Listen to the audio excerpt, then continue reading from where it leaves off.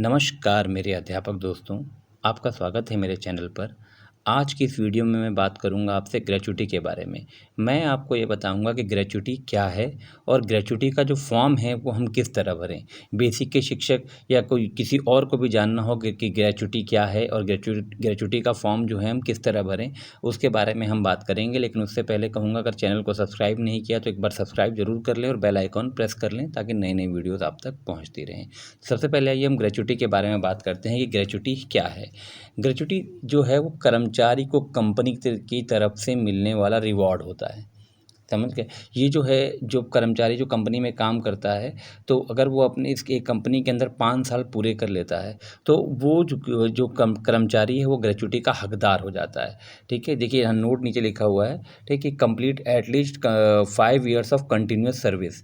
ठीक है? जो अगर वो कोई भी कर्मचारी किसी भी कंपनी में 5 साल पूरे कर लेता है, तो उसको ग्रेच्युटी वहाँ पे मिलती है।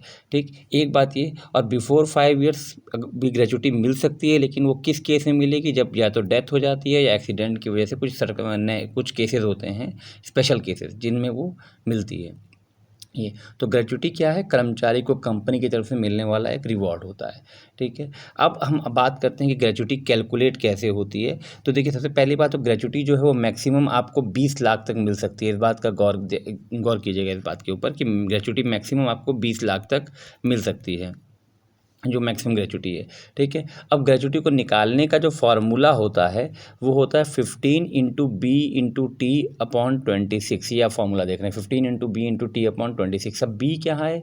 यहाँ पर basic salary plus DA last drawn. जब आपने कहा किसी कंपनी को छोड़ा या आपकी डेथ हो गई, तो उस टाइम पर आपकी जो बेसिक सैलरी थी डीए के साथ जो भी अलाउंसेस थे वो सारे लगेंगे, वो आएंगे बी में।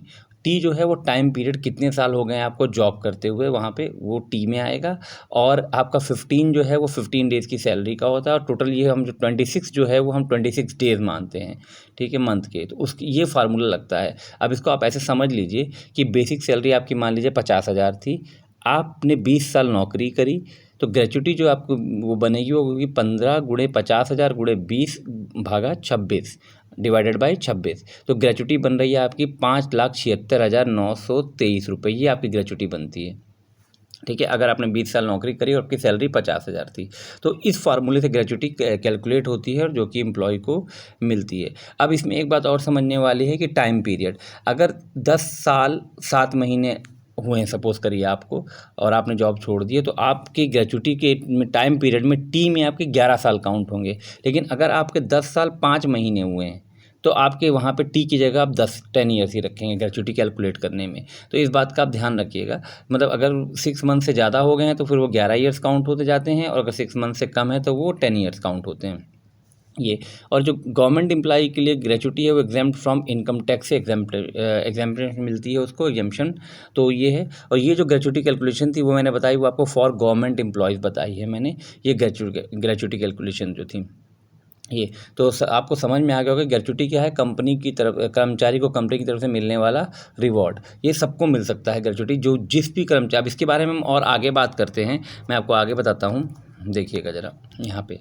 अब देखिए, आप इस जगह देखिए, जिस भी कंपनी में 10 या 10 से ज़्यादा कर्मचारी होते हैं वहाँ पर ग्रेच्युटी वो उस कंपनी को देनी होती है। पहली बात, ग्रेच्युटी और प्रोविडेंट फंड जो है वो दोनों अलग अलग होते हैं, ये बात ध्यान रखिएगा। प्रोविडेंट फंड और ग्रेच्युटी दोनों अलग अलग होते हैं, ये इस बात का आप ध्यान रखिएगा। सेकंड पॉइंट जो है मैं आपको ये बता रहा था। और थर्ड में देखिए क्या, ग्रेच्युटी का पूरा पैसा कंपनी की तरफ से मिलता है। ग्रेच्युटी जो है वो जो भी पैसा होता है वो सारा कंपनी देती है। ठीक? लेकिन प्रोविडेंट फंड जो है पीएफ, प्रोविडेंट फंड में 12% जो कंट्रीब्यूशन है वो कर्मचारी का होता है। यानी कि पीएफ में जो 12% कंट्रीब्यूशन आपका होता है और बाकी जो कंपनी का कंट्रीब्यूशन होता है। लेकिन ग्रेच्युटी का जो पूरा पैसा है वो कंपनी की तरफ से मिलता है, जिसकी नॉलेज हम बहुत लोगों को नहीं है। तो ग्रेच्युटी क्या, 10 या 10 से ज़्यादा कर्मचारी जिस भी कंपनी में होते हैं उसको ग्रेच्युटी देनी पड़ती है, ग्रेच्युटी। ठीक है? और जो ग्रेच्युटी एक्ट है, पेमेंट एक्ट है, वो 1972 ठीक है, ये इसमें बना था, उसमें 2 कैटेगरी में डिवाइड किया गया था। ठीक, अब अगर हम कोई भी एम्प्लॉय ग्रेच्युटी के लिए अप्लाई करता है तो उसको मैक्सिमम 30 दिन के अंदर भुगतान देना होता है कंपनी को। अगर नहीं देती है तो फिर उसके, अगर लेट करती है तो उसके ब्याज के जो उसकी अमाउंट बन रही है उसके ऊपर ब्याज लगा के उसको देना पड़ता है। ये तो ये देख लीजिए कुछ पॉइंट्स थे जो ग्रेच्युटी के इंपॉर्टेंट मैंने लिखे थे कि ये पहला 10 से ज़्यादा कर्मचारियों को ग्रेच्युटी देनी पड़ेगी। ग्रेच्युटी प्रोविडेंट फंड अलग अलग होते हैं। ग्रेच्युटी का पूरा पैसा कंपनी की तरफ से मिलता है और प्रोविडेंट फंड में 12% कंट्रीब्यूशन कर्मचारी का होता है। ठीक, मैक्सिमम 30 दिन के अंदर भुगतान होता है। आगे बढ़ रहे हैं। ग्रेच्युटी पेमेंट एक्ट 1972 में से 2 कैटेगरी में रखा गया है। ठीक है, एक है कैटेगरी 1, एक है कैटेगरी 2। कैटेगरी 1 में वे कर्मचारी जो ग्रेच्युटी पेमेंट एक्ट 1972 के दायरे में आते हैं। देखिएगा, ध्यान दीजिएगा, वो वे कर्मचारी जो ग्रेच्युटी पेमेंट एक्ट 1972 के दायरे में आते हैं। ठीक है, एक वो होता है कैटेगरी 1, और कैटेगरी 2 वे कर्मचारी जो ग्रेच्युटी पेमेंट एक्ट 1972 के दायरे में नहीं आते हैं। ठीक है, तो जो दायरे में आते हैं उनकी ग्रेच्युटी कैलकुलेट करना मैंने आपको पीछे बताया था। अब जो दायरे में नहीं आते हैं उनकी कैसे कैलकुलेट करेंगे ग्रेच्युटी, उसका फार्मूला भी देखिए यहाँ पे लिखा हुआ है 15 into B into T upon 30। Simple सी बात है, जो पिछला फार्मूला था वही है, बस नीचे जो 26 डेज की जगह यहाँ पे 30 डेज काउंट हो जाते हैं। जो ग्रेच्युटी पेमेंट एक्ट 1972 के दायरे में नहीं आते, ये उन एम्प्लॉयज़ के लिए है, और जो एम्प्लॉयज़ ग्रेच्युटी पेमेंट एक्ट 1972 के दायरे में आते हैं उनके लिए 15 into B into T upon 26 है, जो कि मैंने आपको पहले बता दिया। अब सपोज़ करिए किसी एम्प्लॉय की डेथ हो जाती है तो उसको ग्रेच्युटी कैसे कैलकुलेट होती है।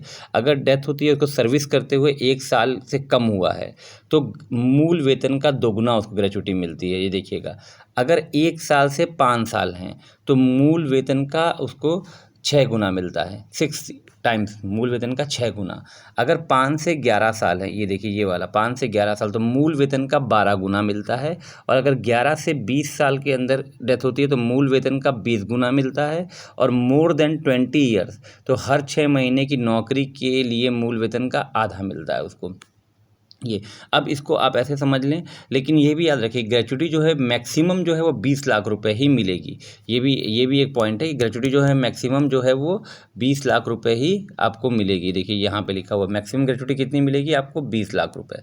ठीक है, इससे ज़्यादा नहीं मिल सकती है। ठीक है, तो ये भी एक पॉइंट है कि मैक्सिमम ग्रेच्युटी आपको 20 लाख रुपए मिलेगी। तो ये बात की हमने ग्रेच्युटी के बारे में। अब ग्रेच्युटी का जो फॉर्म है वो हमारे बेसिक के शिक्षक किस तरह भरेंगे उसके ऊपर देख लेते हैं, उसके ऊपर बात करते हैं हम। देखिए, इसमें बेसिक ग्रेच्युटी के फॉर्म में 3 प्रारूप आएंगे, 3 पेजेस का फॉर्म होगा। तो पहला पेज जो है आपका, उसमें आपका दो ये दिया हुआ है आयु का। देखिएगा यहाँ पर दिया हुआ 60 वर्ष और यहाँ दिया हुआ 62 वर्ष। ठीक है, तो इस बात का हमको ध्यान रखना है, ग्रेच्युटी हमको 60 वर्ष भरनी है या 62 वर्ष भरनी है, इसमें क्या डिफरेंस है मैं यही बता देता हूँ। अगर आप 60 वर्ष की भरते हैं तो 60 वर्ष से पहले अगर आपकी डेथ हो जाती है, मान लीजिए 55 में आपकी डेथ हो जाती है, तो आपके घर वालों को जो भी ग्रेच्युटी कैलकुलेशन होगी उसके हिसाब से एक अमाउंट मिलेगी, मतलब 20 लाख के अंदर अंदर तक मिलेगी।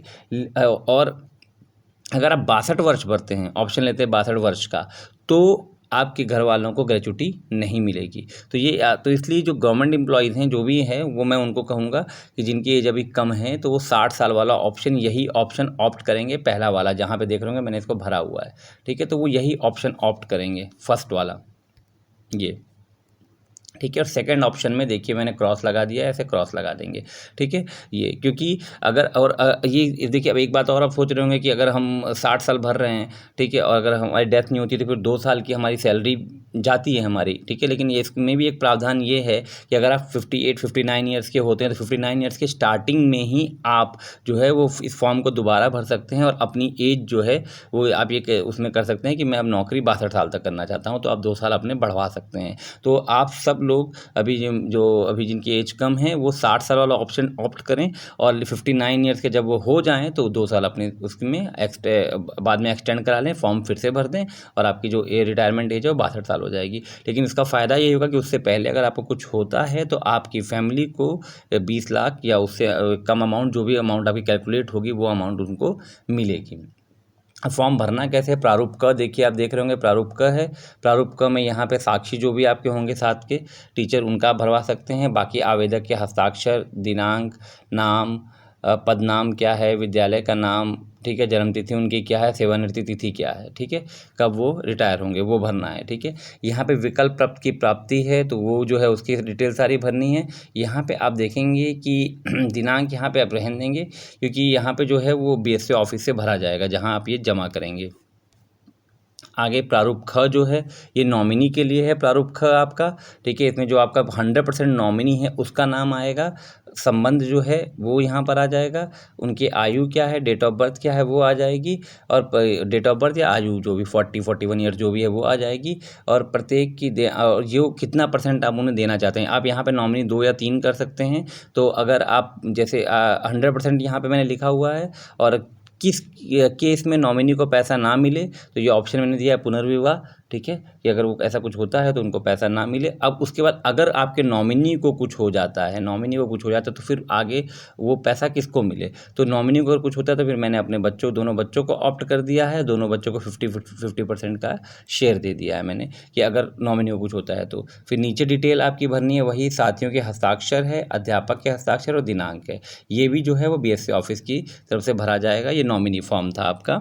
ये प्रारूप ख जो मिलेगा आपको, ये उसकी डिटेल है सारी। तो आप इसके स्क्रीनशॉट लेके भी रख सकते हैं और उसके हिसाब से आप अपना भर सकते हैं। अब आते हैं प्रारूप ग पे। प्रारूप ग भी सिंपल नॉमिनी फॉर्म ही है आपका।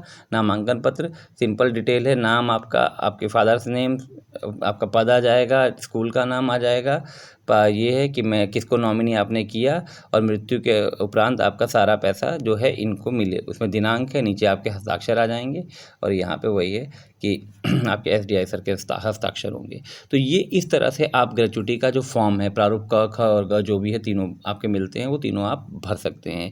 तो दोस्तों आज की इस वीडियो में हमने बात करी ग्रेचुटी के बारे में, और मैं उम्मीद करता हूँ कि आपको सारी डिटेल ग्रेचुटी के बारे में समझ में आ गई होगी।